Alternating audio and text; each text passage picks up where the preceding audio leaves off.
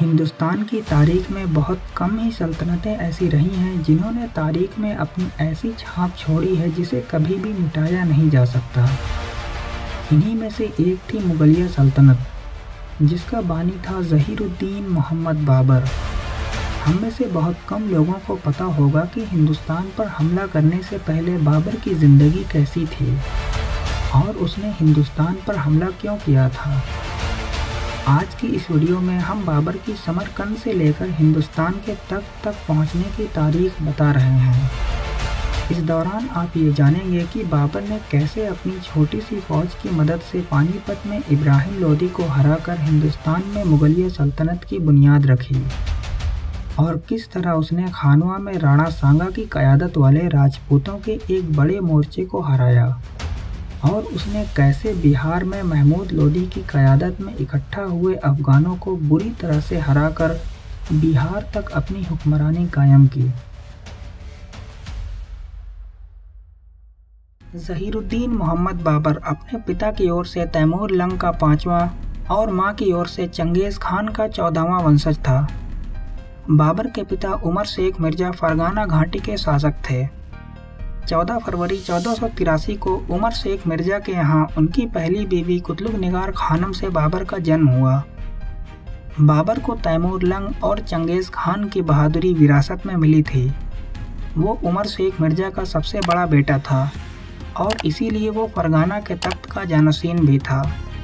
बाबर को उसके बचपन से ही एक अच्छी सियासी तरबियत और एक अच्छा सैन्य परीक्षण मिला था। 10 जून सन 1494 को अपनी महल की छत से कबूतरों को दाना खिलाते समय उमर शेख मिर्ज़ा का पांव फिसला और वह नीचे खाई में जा गिरे, जहां मौके पर ही उनकी मौत हो गई। उमर शेख मिर्ज़ा की मौत के बाद 11 साल के बाबर को अपने चाचाओं और उनके हामी दरबारियों से खतरा था, क्योंकि वो सभी उसके छोटे भाई जहांगीर मिर्ज़ा को अपना कठपुतली बना के फरगाना के तख्त पर बैठाना चाहते थे। लेकिन अपनी नानी ईसन दौलत बेगम की मदद से ज़हीरुद्दीन मोहम्मद बाबर फरगाना का अमीर बन गया। बाबर भी अपने पूर्वज अमीर तैमूर की तरह एक अजीम सल्तनत बनाना चाहता था, जो अब गुजरे ज़माने की याद बनकर रह गया था। लेकिन फिर भी बाबर दोबारा से तैमूरी साम्राज्य खड़ा करने का सपना देख रहा था। केवल 14 साल की उम्र में सन 1496 में उसने तैमूर की ऐतिहासिक राजधानी समरकंद पर हमला किया और 7 महीनों के बाद उसे जीत भी लिया। उसने फरगाना को समरकंद से जोड़ दिया, लेकिन इसी दौरान फरगाना में बगावत हो गई। उसके दरबारियों ने उसके छोटे भाई जहांगीर मिर्ज़ा को फरगाना के तख्त पर बैठा दिया। जब बाबर फरगाना पर वापस अधिकार करने आ रहा था तो उसकी फ़ौज ने समरकंद में उसका साथ छोड़ दिया, जिससे समरकंद और फरगाना दोनों ही उसके हाथों से निकल गए। ये बाबर के लिए एक बहुत मुश्किल समय था, जिसे वो अपनी पूरी ज़िंदगी में कभी नहीं भूल पाया। लेकिन उसने हार नहीं मानी। उसने तजाकिस्तान और पूर्वी अफ़गानिस्तान के बदाख्शान क्षेत्र के भयानक पहाड़ों में अपना ठिकाना बनाया और यहाँ रहकर बाबर ने ताजिक लोगों की एक मजबूत फ़ौज तैयार की और 2 साल बाद सन 1501 में फिर से समरकंद जीत लिया। लेकिन अब सेंट्रल एशिया की सियासत बदल चुकी थी। ये अमीर तैमूर के ज़माने का सेंट्रल एशिया नहीं था। यहाँ अब उज़्बेकों का बोलबाला था। आपको ये भी याद दिला दें कि इन्हीं उज़्बेकों की मदद से बाबर के दादा अबू सईद मिर्ज़ा ने तैमूरी राज्य को एकजुट कर उसकी कमान संभाली थी। अब इन्हीं उज़्बेकों ने सन 1500 तक ख्वारजम और बुखारा पर कब्जा किया और 1501 में समरकंद में बाबर को घेर लिया। इन उज़्बेकों का नेता था मोहम्मद शैबानी। बाबर को पूरे जीवन में शैबानी जैसा कोई दूसरा दुश्मन नहीं मिला। विडंबना देखिए, सन 1451 में शैबानी के दादा ने बाबर के दादा अबू सईद मिर्ज़ा की राज्य जीतने में मदद की थी। लेकिन अब 1501 में ठीक 50 साल बाद उन्हीं के पोते आपस में संघर्ष करते दिखाई दे रहे थे। सन 1501 में शैबानी ने बाबर को समरकंद से खदेड़ दिया। इसके बाद बाबर उत्तरी अफ़गानिस्तान और तजाकिस्तान के दरमियान बदाख्शान की पहाड़ियों में अपने चंद वफादार सैनिकों के साथ मारा फिरता रहा। सन 1503 में शैबानी ने बाबर की पुश्तैनी रियासत फरगाना पर भी कब्जा कर लिया। यहीं से आज के उज़्बेकिस्तान का जन्म हुआ था। समरकंद हाथ से निकलने के बाद बाबर अगले 3 सालों में अपना पूरा ध्यान अपनी सेना को बड़ी और मजबूत बनाने की ओर केंद्रित किया और अब नॉर्थ की तरफ ना जाकर साउथ की ओर ध्यान दिया। सन 1504 में उसने हिंदू कुश की बर्फीली चोटियों को पार करके बल्ख और काबुल दोनों पर अपना कब्जा कर लिया, पर मोहम्मद शैबानी के हाथों बल्ख में भी उसे हार का सामना करना पड़ा। अब बाबर सिर्फ काबुल तक सीमित रह गया था। इसके बाद बाबर ने पूरी तैयारी के साथ सन 1505 में पेशावर पर हमला किया। इसे बाबर का हिंदुस्तान पर पहला हमला माना जाता है। इस अभियान के बाद बाबर ने काबुल और सिंधु नदी के समूचे क्षेत्र पर अपना अधिकार जमा लिया, लेकिन ये संघर्ष अभी खत्म नहीं हुआ था। इसे अभी 1.5 दशक तक और चलना था। इस समय कंधार पर मंगोलों की ही एक शाखा अरगन घराने का राज था। सन 1507 में बाबर ने काफ़ी मशक्कत के बाद कंधार पर अपना कब्जा कर लिया। सन 1507 में ही बाबर ने काबुल घाटी के पठानों पर शिकंजा कसना शुरू किया।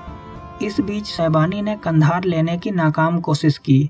सन 1510 में बाबर को एक खुशखबरी मिली कि उसका सबसे बड़ा दुश्मन मोहम्मद शैबानी फारस के साफिद सल्तनत के संस्थापक शाह इस्माइल के हाथों मारा गया। लेकिन फारस में उभरते इस शक्तिशाली साम्राज्य के साथ ही बाबर की ईरान में साम्राज्य विस्तार की संभावना हमेशा के लिए खत्म हो गई। अब बाबर केवल सेंट्रल एशिया में ही अपना करतब दिखा सकता था। सन 1511 में बाबर ने उज़्बेकों को सेंट्रल एशिया से खदेड़कर एक बड़े हिस्से पर अपना अधिकार जमा लिया। ये था बाबर का पहला साम्राज्य, जिसकी सीमा काबुल से लेकर कैस्पियन सागर तक फैली हुई थी। बाबर ने अपने दादा अबू सईद मिर्जा की तरह ही काफ़ी हद तक अपने पुश्तैनी साम्राज्य को एकजुट कर लिया था। बाबर के इस पहले मुगल साम्राज्य के बारे में हम में से बहुत कम लोगों को ही पता होगा। इतिहास में बहुत कम ही बादशाह ऐसे गुजरे हैं जिन्होंने 2 अलग अलग जगहों पर 2 अलग अलग साम्राज्य बनाया था, लेकिन बाबर का बनाया हुआ ये साम्राज्य ज़्यादा दिन नहीं टिक सका। सन 1512 में उज़्बेकों ने हमला करके बाबर को सेंट्रल एशिया से हमेशा के लिए बाहर कर बुखारा खानात की स्थापना की। जैसे एक सुल्तान के राज्य को सल्तनत कहा जाता है, वैसे ही एक खान के राज को खानात कहा जाता है। अब बाबर फिर काबुल तक सीमित रह गया था, लेकिन उसने फिर से अपनी सेना संगठित की और इस बार उसने फारस के शाह इस्माइल की मदद से सन 1513 में फिर से समरकंद पर हमला कर दिया। लेकिन अब समय करवट ले चुका था। सेंट्रल एशिया से तैमूरियों का सफाया हो चुका था। इस बार भी बाबर ज़्यादा दिन तक समरकंद पर राज नहीं कर सका। दरअसल समरकंद बाबर के जीवन की सबसे बड़ी ख्वाहिश थी। शायद उसे समरकंद मिल गया होता तो वो हिंदुस्तान का रुख ही नहीं करता। उज़्बेकों द्वारा फिर से खदेड़ दिए जाने के बाद बाबर अफगानिस्तान में ही रहकर अगले 10 साल तक अपनी सेना और मजबूत करने में जुट गया। इस दौरान बाबर ने ईरान की सफ़ी सल्तनत और तुर्की की सल्तनत उस्मानिया से बहुत अच्छे संबंध स्थापित किए। सल्तनत उस्मानिया की मदद से बाबर ने अपनी फ़ौज में बंदूकचियों की एक बेहतरीन पलटन और साथ ही एक बेहतरीन तोपखाना तैयार कराया। बाबर की फ़ौज में इन सुधारों के कारण उसकी ताकत में कई गुना इजाफा हो गया। इसके बाद बाबर ने सन 1519 में काबुल घाटी और सिंधु नदी के आसपास के पठानों और कबायलियों को हराकर हिंदू कुश पर्वत पर अधिकार कर लिया। अब सिंधु नदी के पश्चिम में और आधे से ज़्यादा अफगानिस्तान पर बाबर का ही राज था। अब बाबर के पश्चिम में अत्यंत शक्तिशाली सफ़ी साम्राज्य था, उत्तर में बुखारा खानात और पूरब में ऊंचे ऊंचे पर्वत, जिन पर कब्जा करने का कोई फ़ायदा नहीं था। अब बाबर के पास केवल एक ही दिशा रह गई थी, उसके दक्षिण में पंजाब और उत्तर भारत, जहां लोधी सल्तनत का शासन था, जिसकी लगातार अब अपनी सत्ता पर पकड़ कमज़ोर होती जा रही थी। पंजाब में इब्राहिम लोदी के बागी सूबेदार दौलत खां लोदी के इशारे पर बाबर पंजाब को धीरे धीरे निगलता जा रहा था। सन 1521 में चिनाब नदी तक का इलाका बाबर के कब्जे में चला गया। इस घटना के बाद दौलत खां लोदी को इब्राहिम लोदी ने पंजाब से भगा दिया। दौलत खां लोदी के अलावा इब्राहिम लोदी का चाचा आलम खां लोदी भी था, जो अब इब्राहिम लोदी को दिल्ली के तख्त पर नहीं देखना चाहता था। लिहाजा इन दोनों ने बाबर को हिंदुस्तान आकर अपने पूर्वज अमीर तैमूर का 125 साल पुराना किस्सा दोहराने का न्योता भेजा। ऐसा कहा जाता है कि इसी के आसपास मेवाड़ के राणा सांगा ने भी बाबर को हिंदुस्तान आने का न्योता भेजा था और साथ ही इब्राहिम लोदी के खिलाफ युद्ध में साथ देने का भरोसा भी दिया था। राणा सांगा बाबर के हमले का फ़ायदा उठाकर अपना साम्राज्य विस्तार करना चाहते थे। बाबर समझ गया हिंदुस्तान में दाखिल होने का इससे अच्छा मौका नहीं मिलेगा। सन 1525 में उसने पंजाब के बचे हुए हिस्से पर भी हमला कर दिया और पंजाब की राजधानी लाहौर पर अपना कब्जा कर लिया। अब बाबर का मुकाबला सीधे दिल्ली के सुल्तान इब्राहिम लोदी से होना था, जो कि बाबर के लिए उस समय आसान नहीं था। उसकी वजह यह थी कि बाबर के पास महज 12,000 की फ़ौज थी, तो वहीं दूसरी ओर इब्राहिम लोदी के पास 1 लाख से अधिक की फ़ौज थी और साथ ही 300 जंगी हाथी भी थे। लाहौर में कुछ समय रुकने के बाद उसने आलम खां लोदी को पंजाब का सूबेदार बना दिया और दौलत खान के साथ एक फ़ौज दिल्ली पर हमला करने को भेज दी और काबुल वापस लौट गया। इस फ़ौज ने इब्राहिम लोदी को दिल्ली में घेरने की नाकाम कोशिश की। इस घटना के बाद इब्राहिम लोदी को जहां अपनी ताकत का गलत अंदाज़ा हो गया, तो वहीं बाबर ने इब्राहिम लोदी की ताकत का कुछ अंदाज़ा लगा लिया और साल 1525 में बाबर ने अपनी फ़ौज के साथ दिल्ली की ओर रुख किया। बाबर की फ़ौज ने 17 नवंबर 1525 में पेशावर के पूरब से बहने वाली हारो नदी को पार किया। इसके 28 दिन बाद 15 दिसंबर 1525 को उसकी फ़ौज ने सिंधु नदी पार की। बाबर हिंदुस्तान में बिना किसी रोक टोक के आगे बढ़ता जा रहा था। रोपड़ की सतलुज नदी पार कर वह अम्बाला तक पहुंच गया। बाबर पूरी रणनीति के साथ हिंदुस्तान में बिना किसी मुश्किल के आगे बढ़ता जा रहा था। रोपड़ और शाहाबाद होते हुए वो सारस्वत पहुंचा, जहां उसकी फ़ौज ने गांव वालों से बड़ी संख्या में बैलगाड़ी खरीदनी शुरू कर दी। ये बाबर की एक बड़ी रणनीति का हिस्सा था। सारस्वत से बाबर दक्षिण की ओर आगे बढ़ते हुए पानीपत पहुंच गया। मौजूदा बाबरपुर गांव में उसने अपनी छावनी बनाई और अपने सिपाहसालारों और साथियों से बात करने के बाद ये तय पाया कि वह इब्राहिम लोदी का मुकाबला पानीपत के मैदान में ही करेगा। अब पानीपत के इसी मैदान में हिंदुस्तान के भविष्य का फैसला तय होना था। इस मैदान से वापसी कोई नहीं थी। हारने वाले का मकबरा इसी मैदान में बनना था। बाबर के फ़ौज में कुल 12,000 फ़ौजी थे, जबकि दूसरी तरफ इब्राहिम लोदी की फ़ौज में 1 लाख फ़ौजी और 300 जंगी हाथी भी थे। बाबर की फ़ौज छोटी थी, लेकिन क़यादत अलग किस्म की थी। तकनीक और महारत अलग दर्जे का था। फिर भी पानीपत में जो हालात थे वो बाबर के बिल्कुल खिलाफ थे। जब बाबर की फ़ौज को इब्राहिम लोदी की विशाल सेना के बारे में पता चला, तो उन्होंने वापस लौटने की इच्छा जताई, लेकिन बाबर को अपने हथियारों और रणनीति पर पूरा भरोसा था। उसने अपनी फ़ौज को ऐसे तैनात किया कि एक तरफ पानीपत कस्बे की दीवार थी, तो दूसरी तरफ यमुना नदी थी। उसने नदी से लेकर मैदान तक एक बड़ा 20 फुट का गड्ढा खुदवाया और उसे पेड़ की नोकीली टहनियों और पत्तों से ढक दिया। उसके पीछे बाबर ने 700 बैलगाड़ियों की लाइन लगा दी, जिस पर सल्तनत उस्मानिया की दी हुई तोपें रखी हुई थीं। हर तोपों के बीच में 4 से 10 गज का फासला था, जिसमें उसके बंदूकधारी और तीरंदाज फौजी तैनात थे। बाबर ने पानीपत शहर से सटकर एक फ़ौज को तैनात किया, जिससे शहर से हमला होने का कोई खतरा नहीं था, और पानीपत के मैदान में फ़ौज को 3 भाग में बांट कर रखा, एक को दाईं ओर, एक को बाईं ओर और एक को बीच में। सबसे आगे था करावल दस्ता, जो बाबर को दुश्मन की हर एक जानकारी पहुंचा रहा था। उसके पीछे तैनात था हरावल दस्ता, जो कि दुश्मन को अपनी ओर खींचता था, और उसके पीछे तैनात थी उसकी मुख्य सेना, और बीच में था कुल दस्ता, जिसमें बाबर खुद मौजूद था। कुल के दाईं ओर था बरंगार, जिसकी क़यादत उसका बेटा हुमायूं खुद कर रहा था। उसके बाईं ओर थी उसके सबसे खास जनरल मोहम्मद मिर्ज़ा की सैन्य टुकड़ी, और पीछे थी उनकी रिजर्व सेना, जिसे अचानक हमला करके लड़ाई का रुख बदलने के लिए रखा गया था।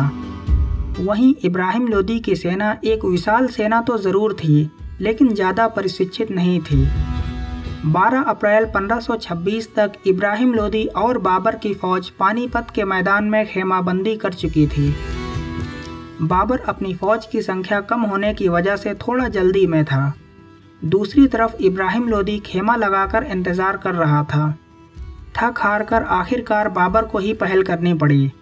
19 अप्रैल 1526 को बाबर ने 4000 की फौज को रात के अंधेरे में इब्राहिम लोदी के खेमे की तरफ रवाना किया, लेकिन ये फौज रास्ता भटक गई और जब तक वह इब्राहिम लोदी के खेमे की तरफ पहुंची भोर हो चुकी थी। उन्हें इब्राहिम लोदी के सैनिकों ने देख लिया और उन्हें वहां से खदेड़ दिया। बाबर के फौजी वापस चले गए, लेकिन बाबर का जो मकसद था वो पूरा हो गया। 21 अप्रैल 1526 की भोर में इब्राहिम लोदी की सेना ने कूच किया। उसकी फौज में सबसे आगे 300 जंगी हाथी चल रहे थे और उसके पीछे उनकी मेन सेना चल रही थी। इब्राहिम लोदी का प्लान बाबर पर सीधे अटैक कर उसे खत्म करने का था। बाबर के हरावल दस्ते ने उसे खबर दी कि इब्राहिम लोदी की फौज आगे बढ़ रही है। बाबर भी पूरी रणनीति के साथ तैयार था। तकरीबन 8 से 9 बजे के बीच इब्राहिम लोदी का सामना बाबर की मेन सेना से हो गया। जैसे ही इब्राहिम लोदी के हाथी और घोड़े बाबर की फौज के करीब पहुंचे, उसके द्वारा खुदवाए गए गड्ढों में गिरने शुरू हो गए और जैसे ही वो और करीब आ गए तो बाबर ने अपनी तोपें दागने का हुक्म दिया। ये तोपें हिंदुस्तान में पहली बार इस्तेमाल हो रही थीं। इससे पहले ऐसी तोपों को यहाँ कभी नहीं देखा गया था। उस समय उसकी रेंज ज़्यादा नहीं थी, लेकिन उससे जो आवाज़ उत्पन्न हुई उससे इब्राहिम लोदी के हाथियों में भगदड़ मच गई और वह पीछे हटने लगे। इस दौरान हाथियों ने अपने ही हज़ारों सैनिकों को कुचल डाला। जब इब्राहिम लोदी की फौज ने पीछे हटना शुरू किया तो बाबर ने तुलगामा नीति अपनाई और पीछे से हमला कर दिया। इस टुकड़ी में उसके तीरंदाज सैनिक तैनात थे जो दुश्मन के चारों ओर से हमला करते थे। उनके पास उस समय का एक ऐसा आधुनिक धनुष था जिसके चलाए हुए कुछ तीर 600 मीटर दूर तक चले जाते थे। इब्राहिम लोदी की फौज चारों तरफ से घिर चुकी थी। उनके दाएं और बाएं ओर से घुड़सवार आ रहे थे। आगे थी बाबर की ताकतवर तोपें। उनके पीछे भागने का कोई रास्ता ही नहीं बचा था। ऐसे हालात को देखते हुए इब्राहिम लोदी के एक सिपहसालार ने कहा, बेहतर होगा अगर आप मैदान जंग से दूर चले जाएं। अगर आप जिंदा रहेंगे तो फिर से एक बड़ी फौज तैयार हो जाएगी जिससे हम मुगलों से जंग कर सकेंगे। तो इस पर इब्राहिम लोदी ने जवाब दिया कि बादशाहों के लिए मैदान जंग से फरार होना बहुत शर्म की बात है। देखो कितने अमीर उमरा साथी और वफादार फौजी शहीद हुए पड़े हैं। अब हम भागकर कहाँ जाएंगे? फिर इब्राहिम लोदी ने एक बहुत ही तारीखी शेर पढ़ा, हम किसी और तरफ जाएं ये मर्दानगी नहीं है, सुर्खरुओं का काम नहीं पीला होना। जंग में हालात ये पैदा हुए कि इब्राहिम लोदी ने अपने रिजर्व आर्मी का इंतज़ार किए बिना ही 5000 सैनिकों के साथ बाबर से भिड़ गए। बाबर ने लड़ाई जल्द खत्म करने के लिए जंग में अपनी पूरी ताकत झोंक दी थी, क्योंकि अगर लड़ाई लंबी खिंचती तो बाबर के पास वापस लौटने के अलावा कोई चारा नहीं होता।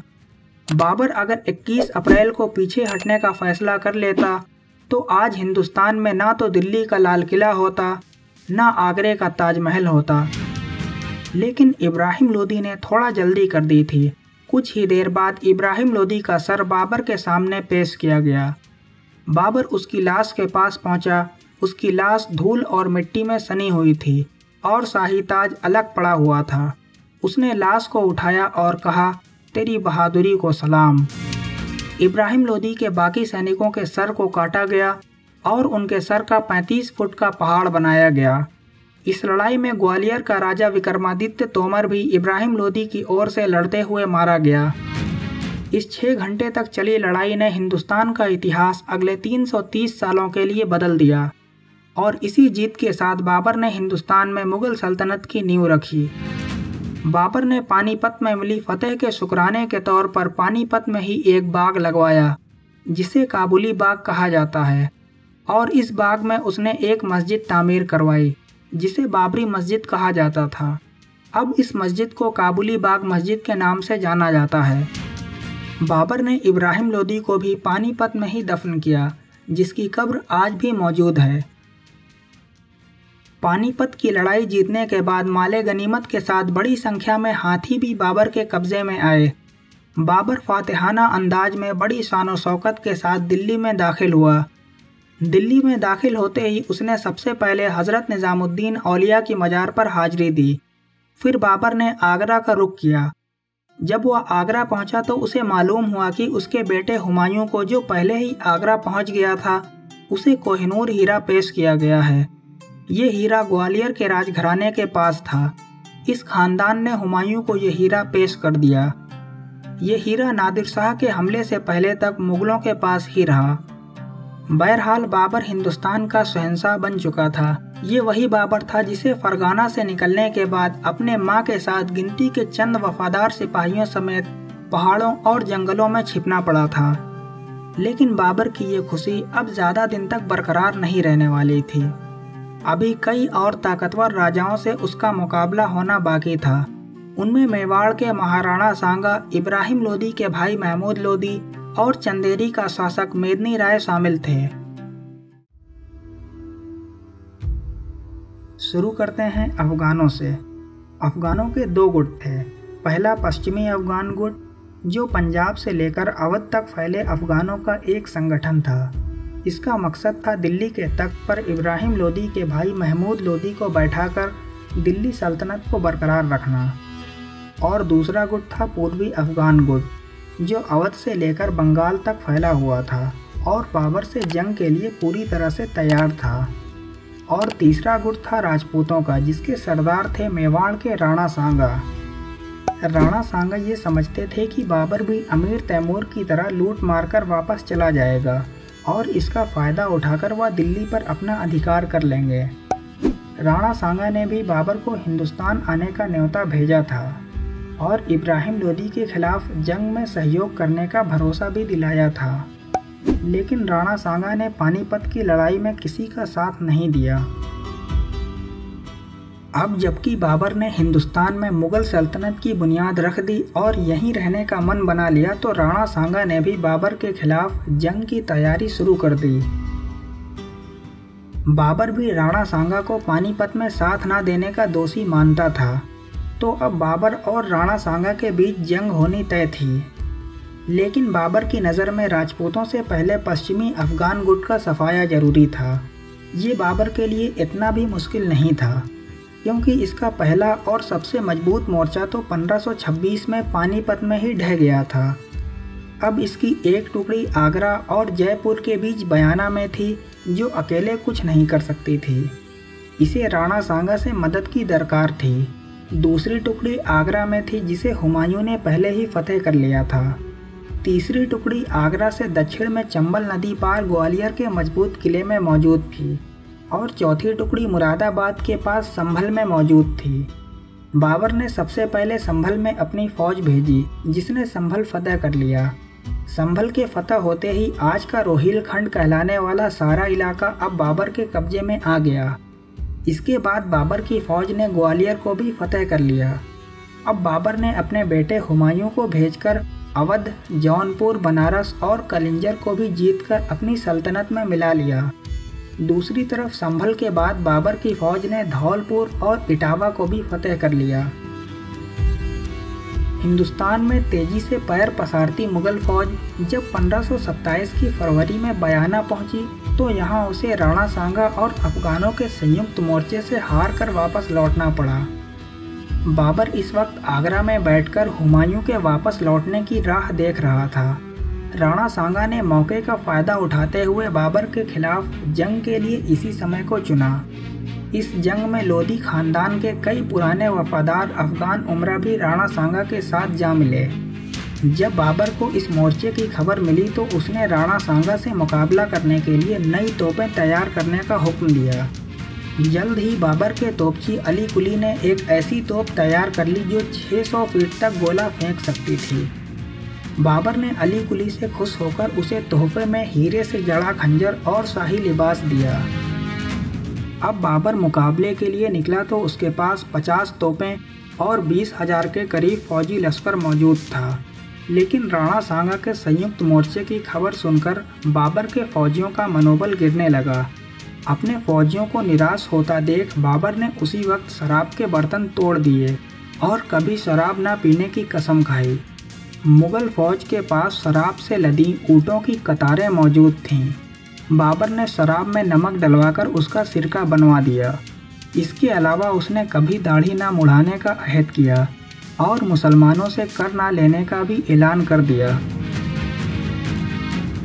16 मार्च सन 1527 में फतेहपुर सीकरी से कुछ दूरी पर खानवा में बाबर और राणा सांगा के बीच जोरदार टक्कर हुई। बाबर ने पानीपत वाली ही जंगी हिकमत अमली यहाँ भी इख्तियार की। इस जंग में राजपूतों का पूरा मोर्चा ढह गया। बाबर की तोपों और बंदूकों के आगे राजपूती तेवर, तीर और तलवार नहीं टिक सके। इस लड़ाई में राणा सांगा बुरी तरह से जख्मी हुए और उन्हें बेहोशी की हालत में मैदान जंग से बाहर ले जाना पड़ा। मौका देखकर राणा सांगा का दाहिना हाथ कहा जाने वाला मेदिनी राय भी अपनी राजधानी चंदेरी लौट आया और बाबर से दोबारा जंग की तैयारी शुरू कर दी। इस इलाके में पानी और खुराक की सप्लाई के बगैर जंग बहुत मुश्किल थी, इसलिए बाबर ने भी किसी का पीछा नहीं किया और आगरा वापस लौट गया। खानवा में राजपूतों को मुगलों से मिली इस हार के बाद तारीख में राजपूत फिर कभी इस पैमाने पर एकजुट नहीं हो पाए।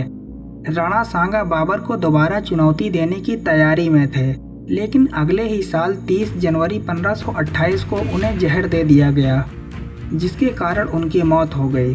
राणा सांगा के खत्म होते ही बाबर की राह की एक बड़ी रुकावट दूर हो गई। इसके बाद बाबर ने 20 जनवरी सन 1528 में ग्वालियर होते हुए चंदेरी में बैठे मेदिनी राय पर हमला कर दिया। चंदेरी का अपना एक व्यापारिक तथा सैनिक महत्व भी था। वह मालवा और राजपुताने में प्रवेश करने के लिए उपयुक्त स्थान था। बाबर ने इससे पहले अपनी फौज को चंदेरी पर हमला करने के लिए भेजा था, लेकिन उन्हें राजपूतों से हार कर वापस लौटना पड़ा था। इसलिए बाबर ने इस बार अपनी फौज की कमान खुद संभाली। जंग से पहले बाबर ने मेदिनी राय को ये पैगाम भेजा कि अगर वह शांतिपूर्ण रूप से चंदेरी का समर्पण कर दे तो उसे शमशाबाद की जागीर दी जा सकती है। लेकिन मेदिनी राय ने बाबर की इस पेशकश को ठुकरा दिया। इसके बाद बाबर और मेदिनी राय के बीच भीषण जंग लड़ी गई। इस जंग में मेदिनी राय लड़ते हुए मारा गया और राजपूत महिलाओं ने जौहर कर लिया। बाबर के मुताबिक उसने तोपखाने की मदद से एक ही घंटे में चंदेरी पर अपना अधिकार जमा लिया था। उसने चंदेरी का राज्य मालवा सुल्तान के वंशज अहमद शाह को दे दिया और उन्हें हुक्म दिया कि वह 20 लाख रुपए हर साल शाही खजाने में जमा करें। मेदिनी राय के खात्मे के बाद अब हिंदुस्तान में बाबर को चुनौती देने के लिए पूर्व में अफगान ही बचे थे। पानीपत की लड़ाई के बाद महमूद लोदी ने बिहार पहुंचकर अपनी क़यादत में 1 लाख की फ़ौज तैयार कर ली। इसके बाद अफगानों ने पूर्वी क्षेत्रों पर हमला कर चुनार तक का इलाका फतह कर लिया। अब बाबर अपने आखिरी दुश्मन को शिकस्त देने जनवरी 1529 में आगरा से रवाना हुआ। बहुत से अफगान सरदारों ने उसकी अधीनता स्वीकार कर ली। बाबर ने अवध होते हुए फरवरी सन 1529 में घाघरा नदी के किनारे डेरा डाला। ऐसा कहा जाता है कि इसी दौरान बाबर के हुक्म पर मीर बाकी ने अयोध्या में बाबरी मस्जिद की तामीर करवाई थी। अब बाबर महमूद लोदी की क़यादत में इकट्ठा हुई अफगानों की मुख्य सेना को शिकस्त देने अवध से आगे बढ़ा। अफगानों की संयुक्त फौज को बंगाल सुल्तान नुसरत शाह और बिहार के शासक जलालुद्दीन लोहानी, जिसका संरक्षक था मुस्तकबिल का बादशाह हिंदुस्तान शेर शाह सूरी, इनकी भी हिमायत हासिल थी। ये फौज गंगा नदी के पूर्वी तट पर बाबर का इंतज़ार कर रही थी। 6 मई 1529 को उत्तर प्रदेश और बिहार के बॉर्डर पर घाघरा नदी के किनारे बाबर और अफगानों के बीच भीषण जंग लड़ी गई। इस लड़ाई में तोपों, बंदूकों के अलावा नावों का भी भरपूर इस्तेमाल किया गया। लड़ाई में अफगानों की बुरी तरह से हार हुई। जंग के बाद महमूद लोदी ने भागकर बंगाल में पनाह ली। बाबर और बंगाल सुल्तान नुसरत शाह के बीच संधि हो गई। नुसरत शाह ने अफगान विद्रोहियों और बाबर के किसी भी दुश्मन को पनाह न देने का वादा किया। शेर खान की कोशिशों से बाबर ने बिहार के शासक जलालुद्दीन लोहानी की रियासत के कुछ हिस्सों को लेकर और उससे अपनी अधीनता स्वीकार करवाकर उसे प्रशासक के रूप में बना रहने दिया। बाबर शेर शाह सूरी से बहुत मुतासिर हुआ। तब उसे अंदाज़ा भी नहीं रहा होगा कि यही शेर शाह सूरी आने वाले समय में उसके बेटे हुमायूं को हिंदुस्तान से खदेड़ देगा। अब बाबर का साम्राज्य काबुल और कंधार से लेकर बिहार तक फैला हुआ था। घाघरा की लड़ाई बाबर की ज़िंदगी की आखिरी लड़ाई थी।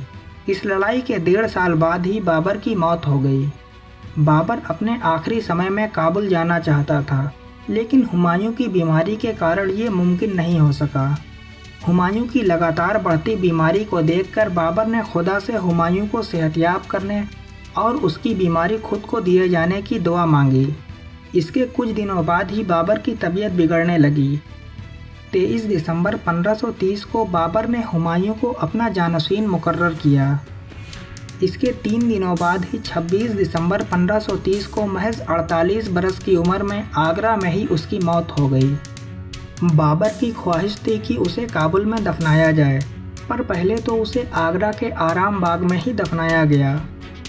लेकिन तकरीबन 9 वर्षों बाद हुमायूं ने उसकी ख्वाहिश पूरी की और उसे काबुल में ले जाकर दफनाया गया, जहां बाग बाबर में उसका मकबरा बना हुआ है। आज के हिंदुस्तान में बाबर की छवि जैसी भी हो, लेकिन बाबर अपने समय का एक बेहतरीन सेनानायक था। उस ज़माने के नामचीन सेनानायकों में बाबर की गिनती होती है। उसकी ज़िंदगी में अभियानों और संघर्षों के अलावा कोई दूसरा पहलू दिखाई नहीं देता है। महज 11 बरस की उम्र से ही जिम्मेदारियां संभालने के बाद से ही वह अपनी मौत तक लड़ता ही रहा। इस दौरान उसे जंगलों और पहाड़ों तक में शरण लेनी पड़ी, लेकिन फिर भी उसने अपनी मौत तक विरासत के रूप में अपने पीछे एक बड़ा साम्राज्य छोड़ गया। अगर आपको वीडियो पसंद आई हो तो इस वीडियो को लाइक कर दें और ऐसे ही हिस्टोरिकल और इन्फॉर्मेटिव वीडियोस देखने के लिए हमारे चैनल को सब्सक्राइब कर लें। शुक्रिया।